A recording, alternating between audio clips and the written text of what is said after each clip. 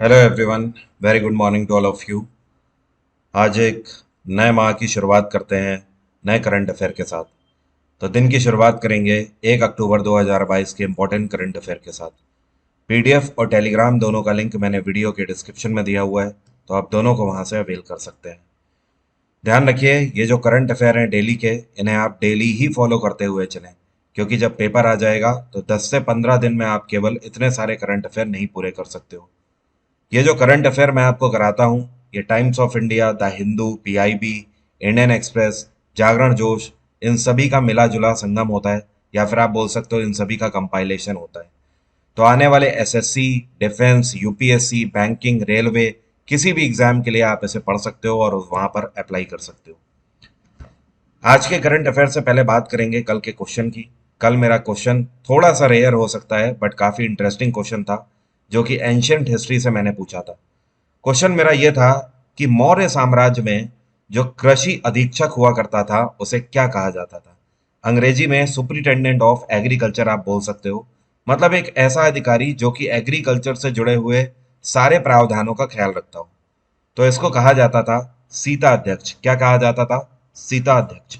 So third one is the correct answer. आप में से ज्यादातर लोगों ने सही आंसर दिया है।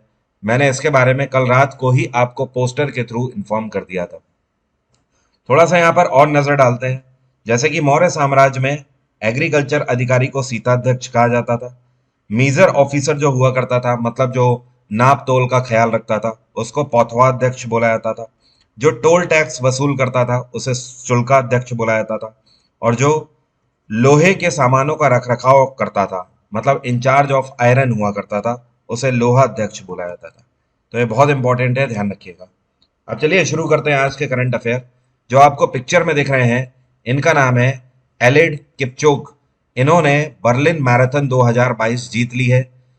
फुल मैराथन थी ये, जिसमें 42.2 किलोमीटर रेस इन्होंने पूरी करी है और वर्ल्ड रिकॉर्ड बना दिया है। इन्होंने 42.2 किलोमीटर 2 घंटे 1 मिनट 0.09 सेकंड में कवर करी है।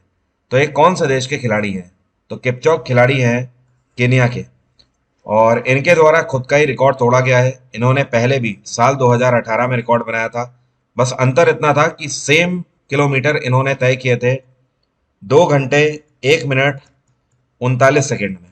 इस बार इन्होंने 39 सेकंड को घटाकर 0.09 मिनट कर दिया है। बस यही अंतर है और अपना ही रिकॉर्ड इन्होंने तोड़ दिया है। इसके अलावा इन्होंने जब ये रेस जीती तो वो अपने आप में काफ़ी इंटरेस्टिंग मोमेंट रहा।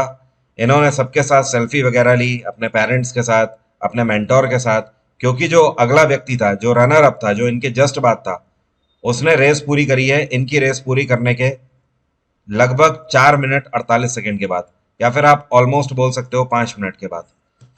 यहीं पर एक और क्वेश्चन आपको ध्यान रखना है कि बर्लिन मैराथन 2022 में विमेन्स कैटेगरी में किसने जीता है। तो विमेन्स कैटेगरी में जिस खिलाड़ी ने जीता है, इनका नाम है तिगीस्ट। यहां पर मैं लिख देता हूं, तिगीस्त आसिफा। ये इथोपिया की खिलाड़ी हैं। कहाँ की? इथोपिया की। इन्होंने ये रेस पूरी करी है 2 घंटे 15 मिनट 37 सेकंड में। ये कौन सा राज्य है जहां पर अभी हाल ही में 9 दिवसीय बाथुकम्मा त्योहार मनाया जा रहा है? तो हर साल ये त्योहार मनाया जाता है तेलंगाना के अंदर। तेलंगाना में ऑलमोस्ट सभी जगहों पर, और इसके अलावा आंध्र प्रदेश में भी कई हिस्सों में बाथुकम्मा त्योहार मनाया जाता है। ये त्योहार नवरात्रि में मनाया जाता है और जो दुर्गा अष्टमी होती है उस दिन इसका समापन होता है। ये एक ऐसा त्योहार है जहां पर ज्यादा से ज्यादा महिलाओं के द्वारा देवी का भोग लगाया जाता है और उनका आशीर्वाद ग्रहण किया जाता है। तो नवरात्रि में मनाया जाने वाला त्योहार, या फिर इसे पुष्प महोत्सव भी आप बोल सकते हो, बाथुकम्मा। वेरी इंपॉर्टेंट क्वेश्चन है, स्टैटिक जीके के भी पॉइंट ऑफ व्यू से ध्यान रखिएगा। तेलंगाना में चंद्रशेखर राव की सरकार है। यहाँ पे गवर्नर हैं तमिलसाई सुंदरराजन। अगला क्वेश्चन है, अडानी ग्रीन एनर्जी लिमिटेड के द्वारा भारत का ही नहीं, इवन दुनिया का सबसे बड़ा wind solar power plant install किया गया है कहां पर? इसका इंस्टॉलेशन राजस्थान के अंदर जैसलमेर में किया है अडानी ग्रीन एनर्जी लिमिटेड ने। इस पावर प्लांट की खास बात यह है कि यहाँ पर विंड एनर्जी भी प्रोड्यूस होगी, मतलब जिसको हिंदी में बोलते हैं पवन चक्की, और सोलर एनर्जी भी प्रोड्यूस होगी। जो सोलर प्लांट है इसका, वो पैदा करेगा 600 मेगावाट बिजली, और जो विंड प्लांट है इसका, ये पैदा करेगा 150 मेगावाट बिजली का उत्पादन करेगा। इससे पहले अडानी ग्रीन एनर्जी लिमिटेड जो है, इन्होंने भारत का पहला हाइब्रिड पावर प्लांट भी लगाया था, और ये भी इन्होंने जैसलमेर में ही लगाया था इसी साल मई के महीने में, जिसकी कैपेसिटी 390 मेगावाट है। तो मतलब आपको ये ध्यान रखना है, भारत का पहला hybrid power plant Adani green energy limited के द्वारा बनाया गया था। हाइब्रिड का मतलब ये होता है कि दो या फिर दो से ज्यादा एनर्जी सोर्सेस जहां पर हैं उसको हाइब्रिड पावर प्लांट बोलते हैं। तो जैसे कि ये भी अपने आप में हाइब्रिड ही है, क्योंकि यहाँ पर विंड एनर्जी और सोलर एनर्जी दोनों ही इंस्टॉल करी गई है। ये कौन सी राज्य सरकार है जिसके द्वारा दुनिया का सबसे बड़ा सफारी पार्क अरावली की पहाड़ियों में बनाया जाएगा? तो अरावली रेंज के ऊपर हरियाणा में खट्टर सरकार ने फैसला लिया है कि यह दुनिया का सबसे बड़ा सफारी पार्क बनाएंगे। ये जो पूरा हिस्सा कवर करेगी हरियाणा सरकार, ये 10,000 एकड़ होगा। कितना? 10,000 एकड़, जो कि अपने आप में मायने रखता है। इससे पहले जो सफारी पार्क अफ्रीका के बाहर है, जिसको शारजहां सफारी के नाम से जाना जाता है, ये यूनाइटेड अरब अमीरात में स्थित है। ये 2,000 एकड़ में फैला हुआ है। तो ये उससे मान लो सीधे 5 गुना ज्यादा बड़ा होगा, 5 टाइम्स लार्जर होगा ये इससे। 10,000 एकड़ में फैलेगा। और यहाँ पर आपसे एक क्वेश्चन और पूछा जा सकता है कि हरियाणा के अंदर कौन से डिस्ट्रिक्ट्स में इसकी स्थापना करी जाएगी? तो ये दो डिस्ट्रिक्ट है, एक तो नूह डिस्ट्रिक्ट है हरियाणा का, और दूसरा है गुरुग्राम। तो गुरुग्राम का कुछ हिस्सा भी इस सफारी पार्क में जाएगा। अगला क्वेश्चन है, दिलीप ट्रॉफी 2022, जो कि अपने आप में डोमेस्टिक क्रिकेट टूर्नामेंट है, इसका 59वां संस्करण किसके द्वारा जीता गया है?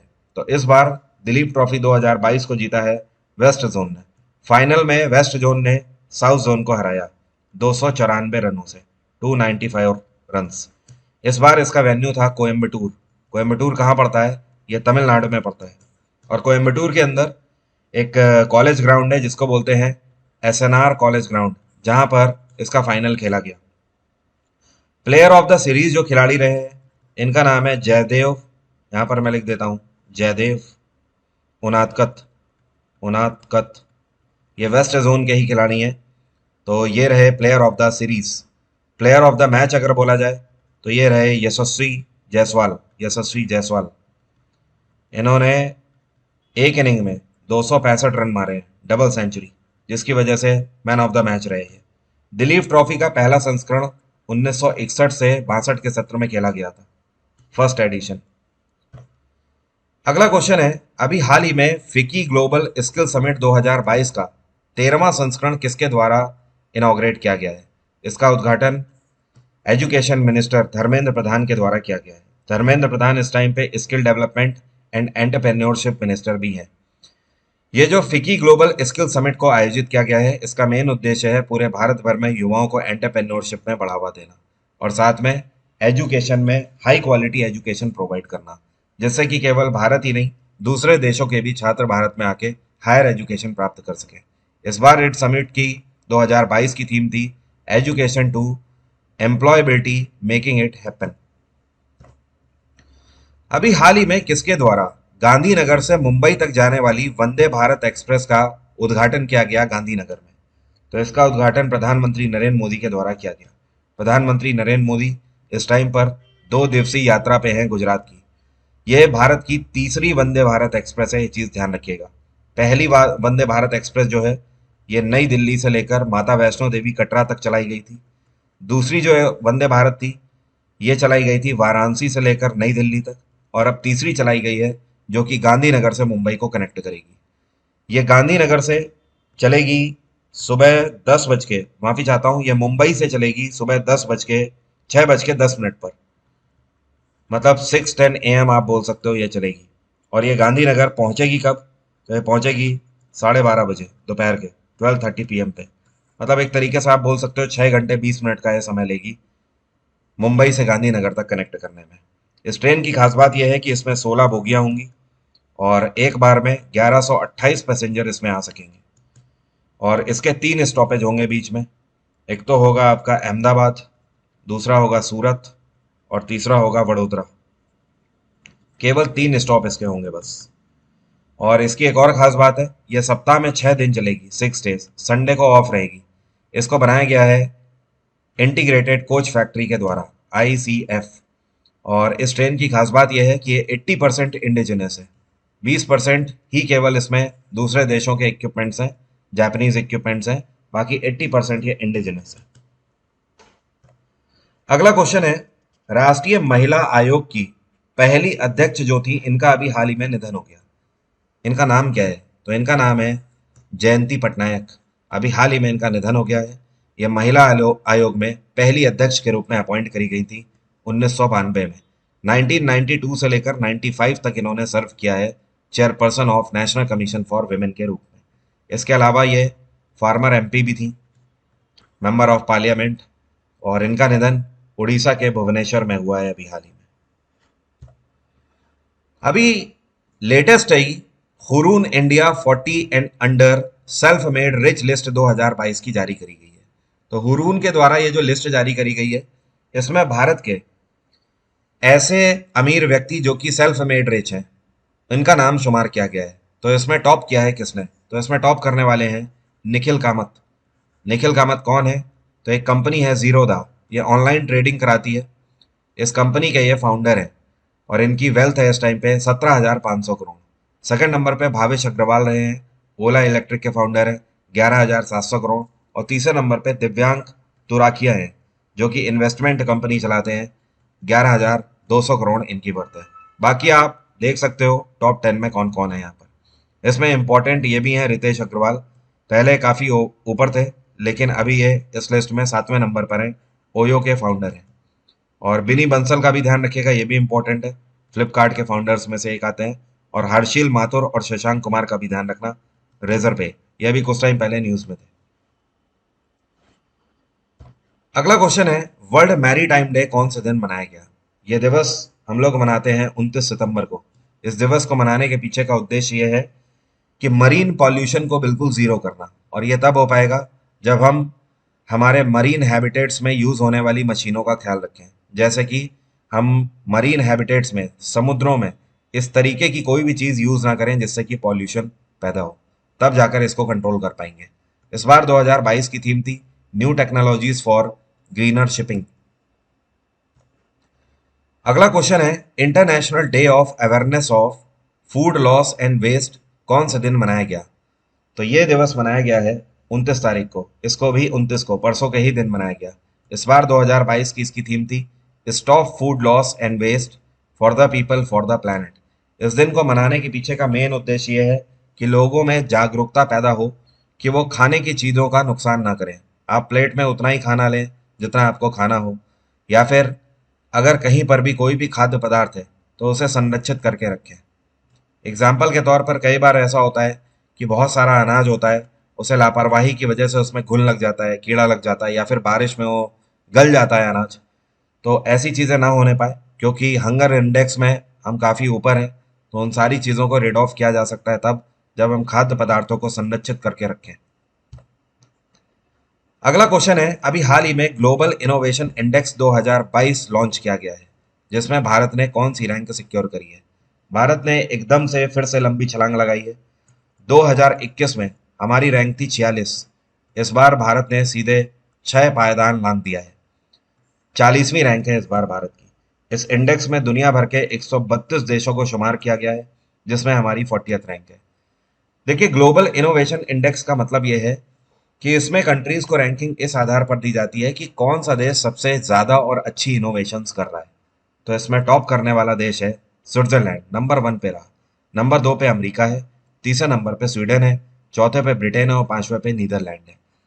भारत 2015 में 81वीं रैंक पे, पिछले मात्र 7 सालों में भारत 81 से 40वें नंबर तक आ गया है। तो यह अपने आप में एक बहुत बड़ा अचीवमेंट है। वर्ल्ड इंटेलेक्चुअल प्रॉपर्टी ऑर्गेनाइजेशन, जो कि इस इंडेक्स को लॉन्च करती है, इसकी स्थापना 1967 में करी गई थी। इसका हेडक्वार्टर है जिनेवा। और अगर सबसे लास्ट की बात करी जाए, मतलब 132वीं रैंक किसकी है? तो 132वीं रैंक है ग्विनिया की। किसकी? ग्विनिया। और 131वीं रैंक है इराक की, इराक। अगला क्वेश्चन है, रिजर्व बैंक ऑफ इंडिया की तरफ से साल 2023 के लिए भारत का जीडीपी ग्रोथ कितना प्रिडिक्ट किया गया है? आरबीआई ने पहले इसका प्रिडिक्शन 7.2% किया था, अब घटाकर मार्केट के स्लो डाउन को देखते हुए इसका प्रेडिक्शन 7% किया है। इसका सीधा सा मतलब यह है ईएमआई पर जोर पड़ेगा। मतलब अगर आपने कोई भी चीज़ ईएमआई पर ले रखी है या आपके ऊपर लोन चल रहा है, तो अब आपकी जो लोन ईएमआईज हैं वो बढ़ने वाली हैं, आपको ज़्यादा लोन अमाउंट पे करना होगा। सीधा सीधा इसका यह इशारा है। आरबीआई की स्थापना 1935 में 1934 एक्ट के तहत करी गई थी। 1949 में इसका राष्ट्रीयकरण किया गया है। आरबीआई का हेडक्वार्टर है मुंबई, और इस टाइम पे आरबीआई के जो गवर्नर हैं ये हैं शक्तिकांत दास। ये 25वें गवर्नर हैं आरबीआई के। अब मेरा आज का क्वेश्चन आपसे ये है, क्या आपको बताना है पटचित्र कला जो है ये इनमें से कौन से राज्य की फोक पेंटिंग है। फोक पेंटिंग्स हर एक राज्य की कुछ ना कुछ टाइप होता है उसका, किसी ना किसी वजह से वो फेमस होती हैं चित्रकारी। तो आपको बताना है पटचित्र एक तरीके की चित्रकला है, ये कौन से राज्य की है। कमेंट बॉक्स में जल्दी से लिखकर बताइए। 6 तारीख से मेरा करंट अफेयर का फुल बैच स्टार्ट हो रहा है अनअकैडमी प्लस में। आप इसे ज्वाइन कर सकते हो अनअकैडमी प्लस में सब्सक्रिप्शन लेकर। डिस्काउंट कोड है वरुण777। इसकी मदद से आप इस पूरे बैच का फायदा ले पाएंगे। ये बैच हर एक एग्जाम के लिए पॉसिबल है। इसमें मैं नवंबर 2021 से लेकर नवंबर 2022 तक के सभी करंट अफेयर डिस्कस करूंगा। मतलब पिछले एक साल से भी ज्यादा के करंट अफेयर आपके आने वाले एग्जाम से पहले ही मैं डिस्कस कर दूंगा। ये बैच 3 महीने का है, तो मैंने इसलिए लॉन्च किया है कि आपके एसएससी सीजीएल एग्जाम से पहले हर हाल में ये बैच कंप्लीट हो जाए। Thank you so much. आज की बात यहीं तक रहेगी। Have a nice day. Bye bye. आपका दिन मंगलमय हो।